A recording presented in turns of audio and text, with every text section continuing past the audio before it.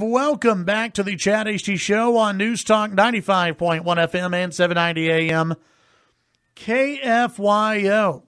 Joining me in studio right now with the Texas Homeschool Coalition, it's Tim Lambert. Welcome to the show. Thanks, Chad. Thanks for having me. Yeah, absolutely. First, tell folks a little bit about the Texas Homeschool Coalition. Texas Homeschool Coalition is a nonprofit advocacy organization for homeschool families in Texas. So we do a magazine that goes out to 60,000 homeschoolers in Texas. We advocate work during the legislative session and actually during the campaign cycle to help elect candidates who believe that parents ought to have the right to choose the education of their children. Yeah, and I mean, that seems like something that should be a no-brainer, right? You would think. But and it's not a no-brainer. There are people in the legislature that don't like that.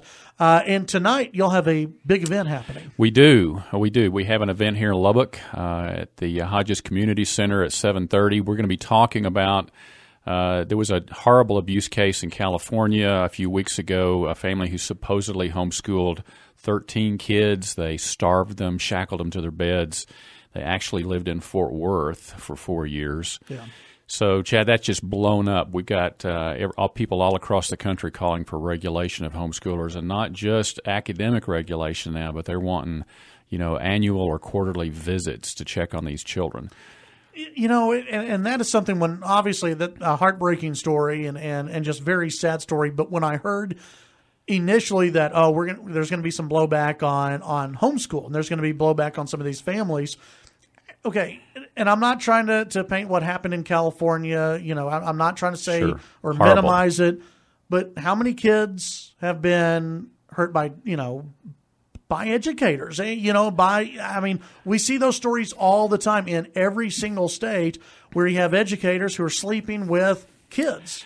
Chad, it's interesting that you should say that. I just read a quote yesterday that the TEA is reporting since 2008 an 80% increase in the number of cases filed against public school employees abusing students. Yeah, and I'm not trying to slam public schools or anything. Sure. I'm just saying that nothing's perfect, and you're not going to be able to get rid of bad parents or bad teachers. I mean, there's going to be those bad apples in both groups. Sure. And Chad, this reminds me, every time we have a shooting incident, we see the left and the statists come out and say we need to restrict people's access to guns. And this is exactly the same thing when it comes to education. Do we see any talk like that here in Texas yet, or is that something that candidates maybe are trying to get through primary season before they start talking about that? The reason we haven't seen those statements yet. Now, we're seeing those statements in California, Hawaii, Iowa,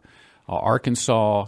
And so, Chad, what we're trying to do is be preemptive. Now, there's a couple of candidates in our area that are Kel Seliger is the most liberal Republican in the Texas Senate, and yet he's running ads touting his conservatism.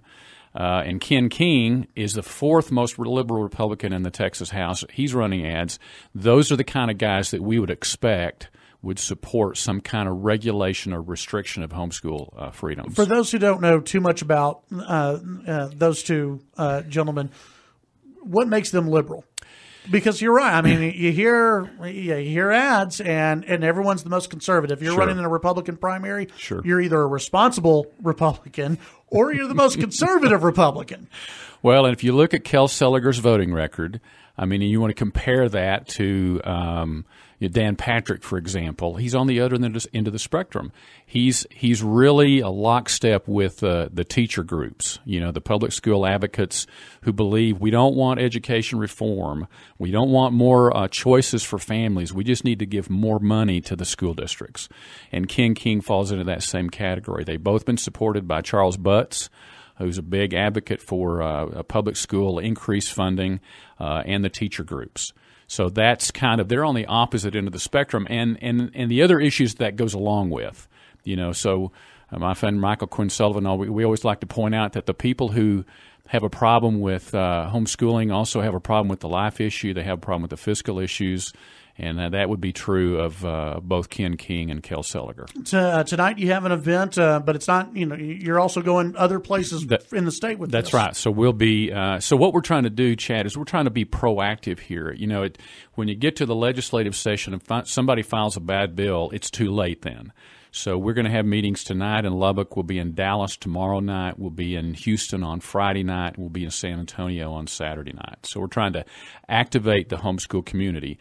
And Chad, I would point out that the other thing that dovetails here is there is a very concerted effort by public school administrators and teacher groups to get Democratic teachers and employees to vote in the Republican primary.